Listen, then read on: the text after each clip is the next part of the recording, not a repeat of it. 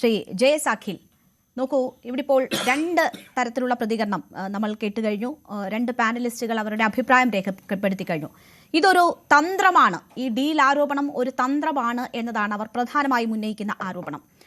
അത് രണ്ട് തരത്തിൽ വ്യാഖ്യാനിക്കപ്പെടുന്നു. ഒന്ന്, ഈ തെരഞ്ഞെടുപ്പിൽ ഏതെങ്കിലും തരത്തിൽ തിരിച്ചടി നേരിടുകയാണെങ്കിൽ ഞങ്ങൾ പറഞ്ഞ ഡീലാണ് പ്രവർത്തിച്ചത് എന്ന് പറയാനുള്ള ഒരു എക്സ്ക്യൂസ് ഇപ്പോൾ തന്നെ UDF മുന്നോട്ട് വെക്കുന്നു എന്നതാണ്. അങ്ങനെയാണെങ്കിൽ അതൊരു പരാജയ ഭീതി മുന്നിൽ കണ്ടുള്ള നീക്കമാണ്.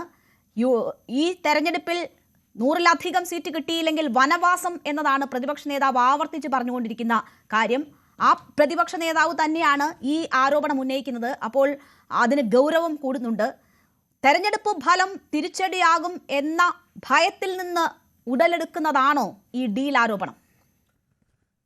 അങ്ങനെ അത്തരത്തിലൊരു തെരഞ്ഞെടുപ്പ് ഭയം ഈ പ്രതിപക്ഷ നേതാവിന് ഉൾപ്പെടെയുള്ള കോൺഗ്രസ് നേതാക്കന്മാർക്കുണ്ടെങ്കിൽ രേണു, ഒരു കാര്യം ശ്രദ്ധിക്കേണ്ടത്, ഈ രാഷ്ട്രീയ വനവാസം എന്നുള്ള ശക്തിയുക്തമായ ഒരു സ്റ്റേറ്റ്മെന്റിലേക്ക് കടക്കാൻ എങ്ങനെ കോൺഗ്രസ് നേതാക്കന്മാർക്ക് കഴിയുന്നു എന്നുള്ള കാര്യം നിങ്ങൾ പരിശോധിക്കണം. നമ്മളെ സംബന്ധിച്ചിടത്തോളം കഴിഞ്ഞ കുറെ തെരഞ്ഞെടുപ്പ് ആവേശത്തിൽ പറഞ്ഞു പോയതായിരിക്കാം. അത് തദ്ദേശ തെരഞ്ഞെടുപ്പ് ആവേശം എന്ന് പറയുമ്പോൾ നിങ്ങളൊരു കാര്യം മനസ്സിലാക്കേണ്ടത്, കഴിഞ്ഞ 45 വർഷക്കാലമായി തിരുവനന്തപുരം ജില്ലയിൽ, ഞാൻ രേണുവിൻ്റെ ഇടപെടൽ കൊണ്ട് ഞാൻ ഈ ഒരു ടോപ്പിക്കിലേക്ക് വന്നതാണ്.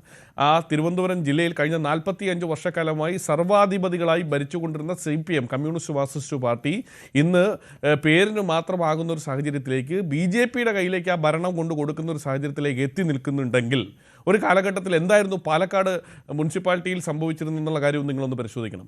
ഇന്ന് പാലക്കാട് പോലൊരു സ്ഥലത്ത്, പ്രത്യേകിച്ച് തിരുവനന്തപുരം പോലെയൊരു സ്ഥലത്ത്, തൃശ്ശൂർ പോലെയൊരു സ്ഥലത്ത് ഏത് തരത്തിലുള്ള ഡീലാണ് എന്നുള്ള കാര്യത്തിൽ ഞങ്ങൾ സംശയിക്കുന്നു എന്നുള്ള കാര്യം ഞങ്ങളുടെ സ്റ്റേറ്റ്മെൻറ്റാണ്, ഞങ്ങൾക്ക് ബോധ്യമുള്ള കാര്യമാണ്.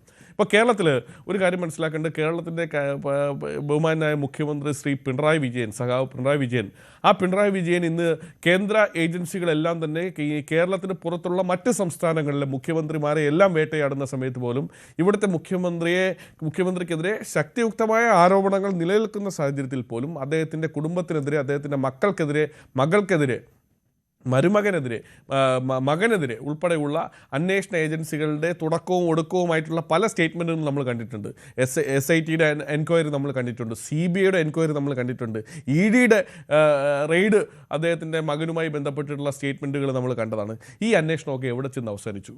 എന്ത് തരത്തിലുള്ള ഡീലാണ് എന്നുള്ള കാര്യത്തിൽ ഞാൻ ചോദിക്കട്ടെ രേണു, നമ്മുടെ തൊട്ട് അയൽപക്കത്തുള്ള കർണാടക സംസ്ഥാനം, നമ്മുടെ തൊട്ട് അയൽപക്കത്തുള്ള ചെന്നൈ, തമിഴ്നാട് സംസ്ഥാനം ഉൾപ്പെടെയുള്ള സ്ഥലങ്ങളിൽ, കർണാടകയിൽ കോൺഗ്രസിന്റെ മുഖ്യമന്ത്രി, ഉപമുഖ്യമന്ത്രി DK ശിവകുമാർ ഉൾപ്പെടെയുള്ള നേതാക്കന്മാരുടെ വീടുകളിലേക്ക് ED റെയ്ഡ് പലവട്ടം നടക്കുന്ന ഒരു സാഹചര്യം ഉണ്ടായി. തമിഴ്നാട് തന്നെ കോൺഗ്രസിന്റെ മുതിർന്ന നേതാവ് ചിദംബരത്തിന്റെ വീട്ടിലേക്ക്, അദ്ദേഹത്തിന്റെ മകന്റെ വീട്ടിലേക്ക് ED റെയ്ഡ് നടത്തുന്ന സാഹചര്യം ഉണ്ടായി. ഏതെങ്കിലും തരത്തിൽ ഏതെങ്കിലും ഒരു സ്റ്റേറ്റ്മെന്റ് BJPയുടെ നേതാക്കന്മാർക്കെതിരെ, നരേന്ദ്രമോദിക്കെതിരെ ഒരു സ്റ്റേറ്റ്മെന്റ് പറഞ്ഞു കഴിഞ്ഞാൽ, അമിത്ഷാക്കെതിരെ ഒരു സ്റ്റേറ്റ്മെന്റ് പറഞ്ഞു കഴിഞ്ഞാൽ, ആ നേതാക്കന്മാരുടെ വീടുകളിലേക്ക് ED ചെല്ലുന്ന ഈ കാലഘട്ടത്തിൽ കേരളത്തിന്റെ ഏറ്റവും വലിയ കമ്മ്യൂണിസ്റ്റ് പാർട്ടിയുടെ നേതാവായി അറിയപ്പെടുന്ന, വാഴ്ത്തപ്പെടുന്ന സഖാവ് പിണറായി വിജയൻ ഈ പറയുന്നത് പോലെ ആ പിണറായി വിജയൻ്റെ വീട്ടിലേക്കോ ആ പിണറായി വിജയനിലേക്കോ ചൂണ്ടി നിൽക്കുന്ന ഒട്ടനവധി തെളിവുകൾ ഉണ്ടായിട്ട് പോലും ഒരു അന്വേഷണ ഏജൻസി, BJPയുടെ ഒരു അന്വേഷണ ഏജൻസി വന്നെത്താൻ എന്തുകൊണ്ട് ഭയപ്പെടുന്നു എന്ന് പറഞ്ഞു കഴിഞ്ഞാൽ അത് തന്നെയാണ് പ്രതിപക്ഷം ചൂണ്ടിക്കാണിക്കുന്ന ആ ഡീൽ എന്ന് പറയാതിരിക്കാൻ കഴിയില്ല. ഈ പറയുന്നത് പോലെ എത്രയെത്ര തെളിവുകൾ ഇവിടെ നാഴികയ്ക്ക് ഒരു കാര്യം, നാഴികയ്ക്ക് 40 വട്ടം ഈ പറയുന്നത് പോലെ കേന്ദ്ര ഏജൻസികളുടെ അന്വേഷണം ആവശ്യപ്പെടുന്ന ഒരു സംഘടനയാണ് കേരളത്തിലെ BJPയുടെ സംസ്ഥാന അധ്യക്ഷൻ ഉൾപ്പെടെയുള്ള ആളുകൾ. ഇവിടെ ശബരിമല വിഷയവുമായി ബന്ധപ്പെട്ട് നിങ്ങളൊന്ന് പരിശോധിക്കണം. ശബരിമല സ്വർണ്ണപ്പാളി വിഷയവുമായി ബന്ധപ്പെട്ട് SITയുടെ എൻക്വയറി നടക്കുകയാണ്. ബഹുമാനപ്പെട്ട ഹൈക്കോടതിയുടെ നേതൃത്വത്തിൽ SIT എൻക്വയറി നടക്കുകയാണ്. BJPയുടെ പ്രതിഷേധത്തിൻ്റെ ആത്മാർത്ഥത നിങ്ങളൊന്ന് പരിശോധിച്ച് നോക്ക്. BJPയുടെ പ്രതിഷേധത്തിൻ്റെ ആത്മാർത്ഥത, ശക്തിയുക്തമായ ഒരു ആത്മാർത്ഥത അവർക്കുണ്ടായിട്ടുണ്ടെങ്കിൽ കേന്ദ്ര ഏജൻസികൾക്ക് വേണ്ടി അവർ എത്രയോ പ്രാവശ്യം മുറവിളി കൂട്ടിയനെ. ഈ തെരഞ്ഞെടുപ്പിൻ്റെ ഈ കാലഘട്ടത്തിൽ പോലും BJPയുടെ ഒരു നേതാവ് പോലും ഞങ്ങൾ ശബരിമല വിഷയത്തിൽ, സ്വർണ്ണപ്പാളി വിഷയത്തിൽ നിങ്ങളുടെ SITയുടെ അന്വേഷണം ഇഴഞ്ഞു പോകുന്നു, മെല്ലെ പോക്കാണെന്ന് പറഞ്ഞുകൊണ്ട് കേന്ദ്ര ഏജൻസികളുടെ സഹായം ആവശ്യപ്പെട്ടുകൊണ്ട് അവരുടെ രാഷ്ട്രീയ ഇടപെടലുകളുടെ കേന്ദ്ര ഏജൻസികൾ ഏറ്റവും കൂടുതൽ ഉയർന്നു കേട്ടത് 2021-ലാണ്. ആ തെരഞ്ഞെടുപ്പ് ഫലം എന്തായിരുന്നു എന്നത് നമ്മൾ കണ്ടതാണല്ലോ. ഇവിടെ നോക്കൂ അഖിൽ, ഇപ്പോൾ KC വേണുഗോപാൽ പറയുന്നു CPMന്റെ പട്ടിക നോക്കിയാൽ ഈ ഡീൽ വ്യക്തമാകും എന്നതാണ് പറയുന്നത്. നമുക്കറിയാം, തെരഞ്ഞെടുപ്പ് പ്രഖ്യാപനം കഴിഞ്ഞ് ഏതാണ്ട് 1 മണിക്കൂറിനുള്ളിൽ തന്നെ CPMന്റെ സ്ഥാനാർത്ഥികളെ പ്രഖ്യാപിച്ചതാണ്. ആരെങ്കിലും സ്ഥാനാർത്ഥികളെ നിർത്തുന്നത് കണ്ട് നോക്കി പ്രഖ്യാപിച്ചതല്ല. BJPയുടെ നോക്കുകയാണെങ്കിൽ നോക്കൂ, ഇന്ന് വർക്കലയിൽ CPM-ന്റെ ബ്ലോക്ക് മെമ്പറായിരുന്ന അഡ്വക്കേറ്റ് സ്മിത സുന്ദരേശനെ അവിടെ നിന്ന് അടർത്തിക്കൊണ്ടുവന്ന് അവിടെ സ്ഥാനാർത്ഥിയാക്കിക്കൊണ്ടാണ് അവരുടെ സ്ഥാനാർത്ഥി പട്ടിക പൂർണ്ണമാകുന്നത്. ആ നിലയിലാണ് സ്ഥാനാർത്ഥി പ്രഖ്യാപനം നടന്നത്. അപ്പോൾ ആരെങ്കിലും ആലോചിച്ച് പ്രഖ്യാപിച്ചതാണ്, ഡീലാണ് എന്നൊക്കെ ആരോപിക്കുമ്പോൾ ജനങ്ങൾ ഇത് കേൾക്കുകയല്ലേ? നമ്മൾ ഇതിനകത്തൊരു കാര്യം മനസ്സിലാക്കേണ്ടത്, ഈ വർക്കരയിൽ ഇപ്പോൾ രേണു ഉദാഹരണം ചൂണ്ടിക്കാണിച്ചിട്ടുള്ളത് CPM-ന്റെ നേതാവിനെ കൊണ്ടുവന്ന് BJP സ്ഥാനാർത്ഥിയായി മത്സരിക്കുന്നു എന്ന് പറയുമ്പോൾ ആ BJP-യുടെ സ്ഥാനാർത്ഥിയെ ഈ പറയുന്നത് പോലെ അവതരിപ്പിക്കാൻ വേണ്ടി CPM തന്നെ കൊടുത്ത സ്ഥാനാർത്ഥിയാണോ എന്ന് ഞങ്ങൾ സംശയിക്കുകയാണ്. നിങ്ങൾ മനസ്സിലാക്കേണ്ട തിരുവനന്തപുരം ജില്ലയിൽ വ്യക്തമായിട്ടുള്ള ഡീൽ അല്ല വിമതരെ ഞാൻ ചോദിക്കട്ടെ, കമ്മ്യൂണിസ്റ്റ് മാർക്സിസ്റ്റ് പാർട്ടിയുടെ പ്രമുഖനായിട്ടുള്ള CPM-ന്റെ MLA, CPI-യുടെ MLA ആയിട്ടുള്ള ഇടതുപക്ഷത്തിന്റെ MLA ആയിട്ടുള്ള ആള് നേരെ പോയി BJP-യുടെ സ്ഥാനാർത്ഥിയാകാൻ, അദ്ദേഹം രാജിവെക്കാൻ പോലും മറന്നുപോയി നേരെ പോയി BJP-യുടെ സ്ഥാനാർത്ഥിയാകാൻ പോയപ്പോൾ നിങ്ങൾക്കൊരു പ്രശ്നമില്ല. ഞങ്ങളെ സംബന്ധിച്ച് CPM യഥാർത്ഥ കമ്മ്യൂണിസ്റ്റുകാരായിട്ടുള്ള ആളുകളായിട്ടുള്ള G. സുധാകരൻ ഉൾപ്പെടെയുള്ള മുതിർന്ന തലയെടുപ്പുള്ള നേതാക്കന്മാർ അവരുടെ അസ്വാരസ്യം, അവർ യഥാർത്ഥ കമ്മ്യൂണിസത്തിന് വേണ്ടി വാദിക്കുമ്പോൾ അവരെ പിന്തുണയ്ക്കുക എന്നുള്ളത് UDF എടുത്തിട്ടുള്ള സ്റ്റാൻഡിന്റെ അടിസ്ഥാനത്തിലാണ്, ഞങ്ങളുടെ വിസ്മയങ്ങളുടെ അടിസ്ഥാനത്തിലാണ്, ഞങ്ങളെടുത്ത തീരുമാനങ്ങളുടെ BJP-യുടെ വിസ്മയം ഞാൻ പറഞ്ഞുതരാം. പാലക്കാട് തന്നെ പറഞ്ഞുതരാം. പാലക്കാട് ഇത്രയും കേരളത്തിൽ ഏറ്റവും നല്ല പൊളിറ്റിക്കൽ എലക്ഷൻ നടക്കുന്ന, ഏറ്റവും നല്ല രാഷ്ട്രീയ ചർച്ച നടക്കുന്ന, രാഷ്ട്രീയ കളമാക്കി മാറ്റാൻ കഴിയുന്ന ഒരു പൊളിറ്റിക്കൽ സെറ്റർണിറ്റി പൊളിറ്റിക്കൽ എലക്ഷൻ നടക്കുന്ന ഒരു സ്ഥലമാണ്. ആ സ്ഥലത്ത് CPM-ന്റെ സ്ഥാനാർത്ഥി ആരാ? CPM ഇടതുപക്ഷ സ്വതന്ത്രനായി നിർത്തിയിരിക്കുന്നത് ആരെ സഹായിക്കാനാണ്? നിങ്ങൾ ഏറ്റവും കൂടുതൽ പരിശോധിക്കേണ്ട ഒരു കാര്യം, ശോഭാ സുരേന്ദ്രനാണ് അവിടുത്തെ സ്ഥാനാർത്ഥി. കേരളത്തിൽ ഇതിനു മുമ്പേ ശോഭാ സുരേന്ദ്രൻ മത്സരിച്ച തെരഞ്ഞെടുപ്പുകളുടെ ഒരു പരിമിതമായ കണക്കുകൾ പ്രിയപ്പെട്ട റിപ്പോർട്ടർ ഒന്ന് പരിശോധിച്ച് നോക്കണം. ഒരു കാര്യം വളരെ വ്യക്തമാക്കി പറയാൻ ഞാൻ ആഗ്രഹിക്കുകയാണ്. ശോഭാ സുരേന്ദ്രൻ മത്സരിച്ചിട്ടുള്ള ഓരോ കോൺസ്റ്റിറ്റ്യുവൻസി എടുത്തു കഴിഞ്ഞാൽ കോൺഗ്രസിന്റെ ഓട്ടോ, UDF-ന്റെ ഓട്ടോ അല്ല അവിടെ ചോർന്നിരിക്കുന്നത്. അവിടെ CPM-ന്റെ വോട്ട് വ്യക്തമായി എല്ലാ നിലയിലും വോട്ട് വർദ്ധിപ്പിക്കുന്ന സ്ഥാനാർത്ഥിയാണ് ശോഭാ സുരേന്ദ്രൻ. അത് പറഞ്ഞു പോകുമ്പോൾ വെറുതെ പറഞ്ഞു പോരുത്. അത് എന്തുകൊണ്ട് CPM-ന്റെ വോട്ടുകൾ കൂടുതൽ അതിലേക്ക് പോകുന്നു? ഈ പാലക്കാട് പോലും എന്തുകൊണ്ട് സ്വതന്ത്രനായ ഒരു സ്ഥാനാർത്ഥിയെ നിർത്താൻ CPM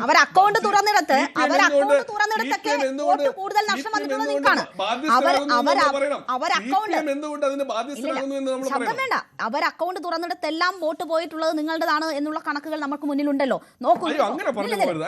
അങ്ങനെ പറഞ്ഞു പോകരുത്. വളരെ വ്യക്തമായി പറയാം. ഞാൻ ശോഭാ സുരേന്ദ്രൻ, താങ്കൾ ഈ പറഞ്ഞ A ക്ലാസ് മണ്ഡലം പൊളിറ്റിക്കൽ ഫൈറ്റ് നടക്കുന്ന മണ്ഡലത്തിൽ നിങ്ങളുടെ സ്ഥാനാർത്ഥി ആരാണ്? സിനിമാ താരമല്ലേ നിങ്ങൾ സ്ഥാനാർത്ഥിയായിട്ട്? സിനിമാ താരം സ്ഥാനാർത്ഥിയാക്കി നിങ്ങളാണ്. പറയുന്ന അജണ്ടയ്ക്കൊപ്പം ഞാൻ ചോദിക്കട്ടെ, രേണു ഈ 2020 നിർത്തി 2020 ആരുടെ ഘടകകക്ഷികളാ? 2020 BJP-യുടെ NDA മുന്നണിയുടെ ഭാഗമായിട്ടുള്ള ആളുകളാണ്. ആ NDA ഇപ്പൊ ഇവിടെ തിരുവനന്തപുരത്ത് അരുവിക്കരയിൽ മത്സരിക്കുന്ന വിവേക് ഗോവൻ സിനിമാ താരമല്ലേ? അദ്ദേഹത്തിന് മത്സരിക്കുക, അദ്ദേഹത്തിന് BJP താങ്കൾ തന്നെ പറഞ്ഞു. പാലക്കാടിന്റെ പ്രത്യേകത എന്താ? പാലക്കാട് വലിയ പൊളിറ്റിക്കൽ ഫൈറ്റ് നടക്കുന്ന മണ്ഡലമാണ്. BJP 2ാം സ്ഥാനത്ത് കഴിഞ്ഞ തവണകളിൽ വന്നിട്ടുള്ള മണ്ഡലമാണ്. അവിടെ ഷാഫി പറമ്പിലിനെ പോലെ ഒരു വ്യക്തി മത്സരിച്ച് ഏറ്റവും ഒടുവിൽ ഈ ശ്രീധരനോട് 3800 ശിഷ്ടം വോട്ടുകൾക്ക് മാത്രം ഭൂരിപക്ഷത്തിൽ ജയിച്ച ഇടമാണ്. അവിടെ ഒരു ഉപതെരഞ്ഞെടുപ്പ് നടന്നു, അവിടെ നിങ്ങൾ ഭൂരിപക്ഷം ഉയർത്തി. പക്ഷേ അയാൾ ഏറ്റവും ആരോപണ വിധേയനായി ഈ തെരഞ്ഞെടുപ്പിൽ 140 മണ്ഡലങ്ങളിലും നിങ്ങളെ പ്രതിരോധത്തിലാക്കുന്ന തരത്തിലുള്ള കേസുകൾ നേരിട്ടുകൊണ്ടിരിക്കുന്ന വ്യക്തിയാണ്. അവിടെ ഒരു ശക്തമായ ഫൈറ്റ് തെറ്റ് തിരുത്തിക്കൊണ്ട് നടത്തണമെങ്കിൽ അവിടെ ആ രീതിയിലുള്ള ഒരു സ്ഥാനാർത്ഥി വേണമായിരുന്നു. അവിടെ നിങ്ങൾ നിർത്തിയിരിക്കുന്ന സ്ഥാനാർത്ഥി ആ നിലയ്ക്ക് പറ്റുന്ന ആളാണോ? അയ്യോ, അത് പറ്റുന്നില്ല എന്ന് രേണുവിനോട് അറിവ് പറഞ്ഞു. ഞങ്ങളെ സംബന്ധിച്ചിടത്തോളം രേണു ഒരു കാര്യം മനസ്സിലാക്കണം, വളരെ കൃത്യമായി തന്നെ പറയാനായിട്ട്. പിഷാരടി എന്ന് പറയുന്ന സിനിമാ നടൻ, അദ്ദേഹം നടനാണ്, നായകനാണ്, നടനായിട്ട് അഭിനയിക്കുന്ന ഒരു കലാകാരനാണ്. ഒരു കാര്യം മനസ്സിലാക്കേണ്ടത്, പിഷാരടിയെ പോലെ ഒരാൾ, അദ്ദേഹം കോൺഗ്രസ് കഴിഞ്ഞ 10 വർഷക്കാലം കോൺഗ്രസ് ഈ പറയുന്നത് പോലെ പ്രതിപക്ഷത്തിൽ നിൽക്കുന്ന സമയത്ത് പോലും, പാർട്ടി പ്രതിസന്ധിയിൽ നിൽക്കുന്ന സമയത്ത് പോലും ഈ പാർട്ടിക്ക് വേണ്ടി സംസാരിക്കുന്ന യഥാർത്ഥ കോൺഗ്രസ്സുകാരനാണ് പിഷാരടി.